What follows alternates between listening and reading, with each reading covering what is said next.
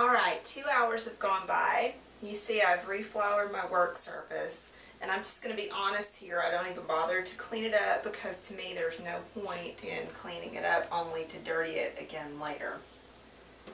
You can see that my bread dough has doubled in size, and I'm sure that you've heard the term punching the dough down, and I want you to know right now that I do not condone violence against bread dough. So I'm going to teach you a non-violent way to punch down your dough. So you're just going to unmold the bread from the bowl, and then just very gently press it out into a rectangle. And then fold it over on itself like you're folding a letter. Turn it. Press it out again. Same motion, folding it like a letter. And one more time. And what you're doing here is you're just getting out all of the air bubbles from the dough, and redistributing everything and reshaping it. So now we're ready to cut our dough and make it into rolls.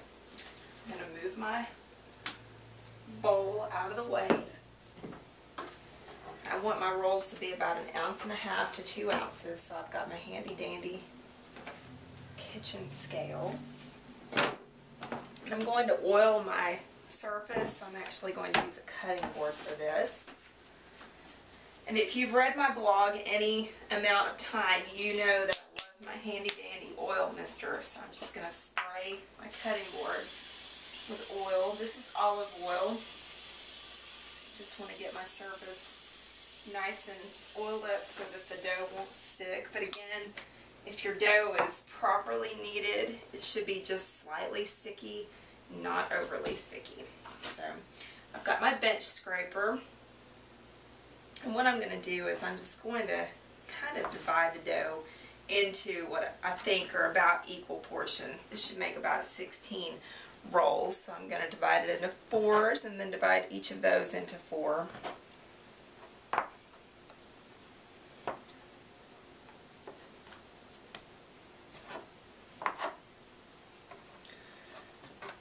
And it's hard when you're just eyeballing to get perfect sizes, and that of course is why I use my kitchen scale to help me with this.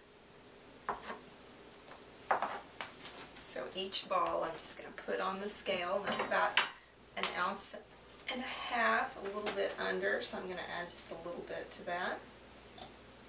And that's perfect.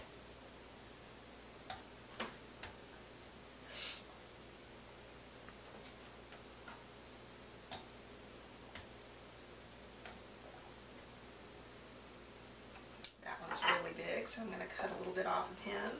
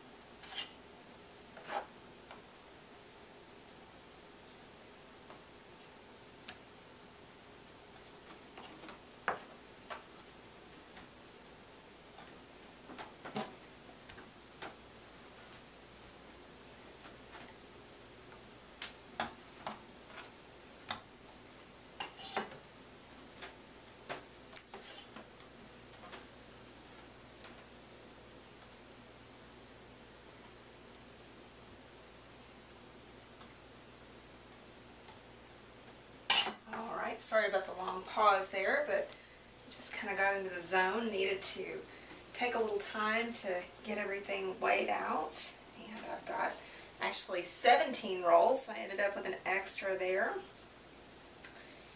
And I'm going to roll them all into balls, just kind of fold them under onto themselves, kind of pinch at the bottom so that it makes a smooth skin on the top, and then just roll it on the surface.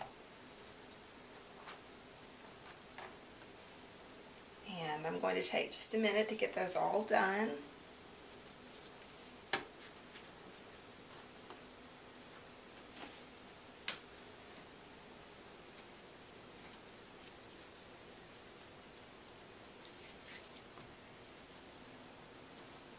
As I'm doing it, I'm just setting them aside on my cutting board.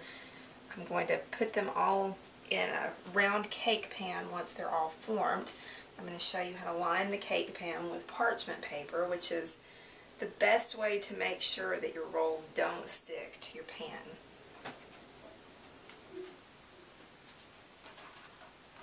Alright, so I've got 17 round balls. As you can see, they're not all perfectly round, but that's okay. Some of that lumpiness will go away during the second rise, and since you know these are homemade, they're not going to be perfect. I don't want them to look like they came out of a factory, so I'm not too concerned about the fact that they're not perfectly round. I'm going to bake my rolls in round cake pans. I've already lined one with parchment paper. Like I said before, parchment paper or Sil-Pat, which is a silicone baking mat, are really the best ways to make sure that your baked goods don't stick to the pan. So I'm going to show you how to cut parchment paper to fit the pan without having to use a pencil or anything like that to draw your circle or whatever. Just pull the paper out and rip it off. I'm going to move these out of the way so I can use my table to cut. Just going to fold the paper in half and fold it in half again. And now I'm going to start folding it diagonally. So I'm going to fold it once and fold it over on itself a second time. So I have this triangular or conical shape. Flip my pan over. And I'm going to try to center that point there in my cake pan.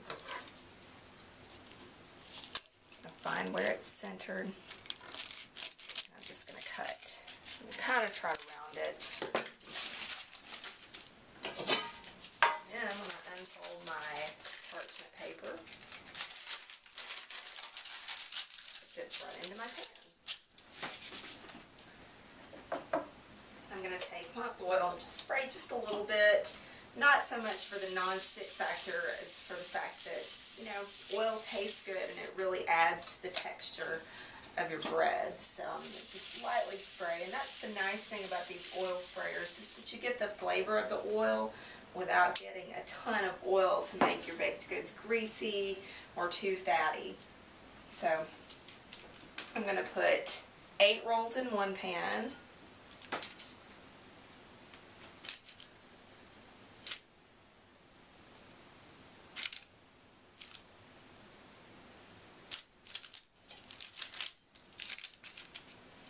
And I'm going to put 9 rolls in the other pan.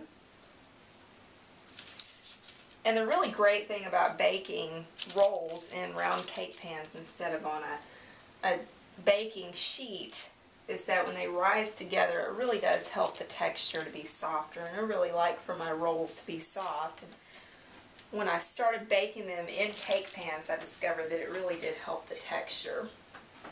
So what I'm going to do now is I'm just going to carry these over to my oven because that's the warmest place. The pilot light in the oven will keep everything warm. Just going to set these here. As long as your kitchen is about 70 to 75 degrees, you won't have any problem with your baked goods rising. If your kitchen is colder than that, then you must be freezing. But you probably want to find the warmest place in your house. So if your kitchen is colder than 70 degrees, you probably want to find a place near a window where it's a little bit warmer than it is in the rest of the kitchen. So I'm just going to cover this up with my kitchen towel, and I'm going to leave it to rise for another 1.5 to 2 hours. Alright, it's been about an hour and a half since I put these over here to rise. I'm going to check on them, and it looks like they've just about doubled in size. They haven't completely filled the pan up, but they are nice and risen up. So I'm going to brush some melted butter on top of them. I've melted about 2 tablespoons of butter. This is unsalted butter, and you may or may not know, but unless you have a recipe that specifically calls for salted butter, you always want to use unsalted, because salted butter is actually the lower quality part of the batch, and they add salt to cover the imperfections in the flavor. So you always want to get unsalted, and in addition to just being higher quality, unsalted butter allows you to control the amount of salt that you put in your food, whereas there's already salt there when you use salted, so you may end up with a slightly over-salted product, whatever you're making. So I'm just going to brush the tops of these with some butter. When I get done, I'm going to put them in the oven, which I've preheated to 350 degrees. I started preheating my oven about an hour into my rise to get it good and hot, ready to go for my rolls. So I'm just going to finish this up. Got a few more to butter.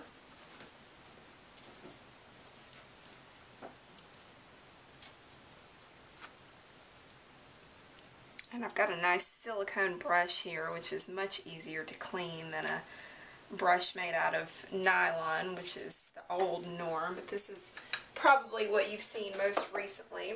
I'm just going to stick these in the oven. My oven rack is positioned in the center. Slide those in. I'm going to set the timer for 20 minutes, and when that time is up, I'm going to check them to see if they're brown. If not, I'll bake them for a few minutes longer. Alright, so here we are 20 minutes later. I've got my sliders on the stove. They're just about ready to serve. And my potato rolls are perfect. Nice and brown. Like I said, some of them didn't turn out perfectly round, but that's okay. These weren't made in a factory. They were handmade in my kitchen, so it's okay if they don't look perfectly round like they were made by a machine. I'm going to tear one of them open. It's a little bit hot, so I'm going to do it really carefully so I don't burn myself. But you see the texture. It's nice and light, and that's a 100% whole wheat roll, so that's a great texture for that. And I'm going to give it a taste now. Perfect. You definitely want to try these rolls. And those are my potato rolls.